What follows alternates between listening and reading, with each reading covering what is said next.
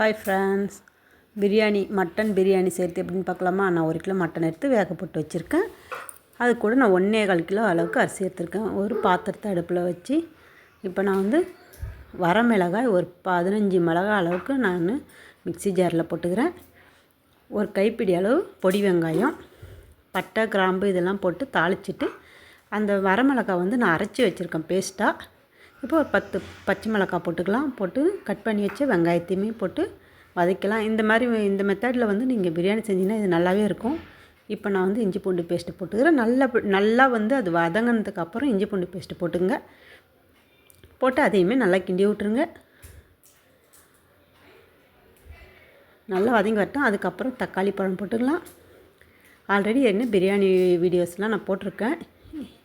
இது கொஞ்சம் டிஃப்ரெண்ட்டாக செய்யலாமே மசாலா நான் அரைச்சேன். இது கூட புதினா, வரமிளகாய், பட்டை கிராம்பு இதெல்லாம் போட்டு பேஸ்ட்டாக அரைச்சி வச்சுருக்கேன். அந்த பேஸ்ட்டையுமே போட்டு நல்லா வதக்கி விட்டுக்கலாம். வதக்கி விட்டதுக்கப்புறம் வேக வச்ச மட்டன் எடுத்து எல்லாத்தையும் நான் போட்டுக்கிறேன். அது கூடயே போட்டு அந்த மசாலா கூடயே போட்டு நல்லா வதக்குங்க. அந்த காரம்லாம் நல்லா அதில் ஏறிடும்.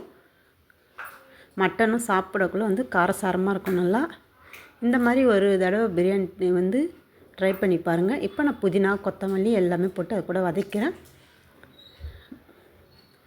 கொஞ்சம் பிரியாணி மசாலா தேவையான அளவு உப்பு போட்டுக்கிறேன். நான் இதுவெல்லாம் வதங்கினதுக்கப்புறம் காரம்லாம் செக் பண்ணிக்கோங்க. ஒரு பிஞ்ச் அளவுக்கு மஞ்சள் பொடி போட்டுக்கிறேன். செக் பண்ணிங்கன்னா அதுக்கப்புறமேட்டா நீங்கள் அரிசி போடுங்க.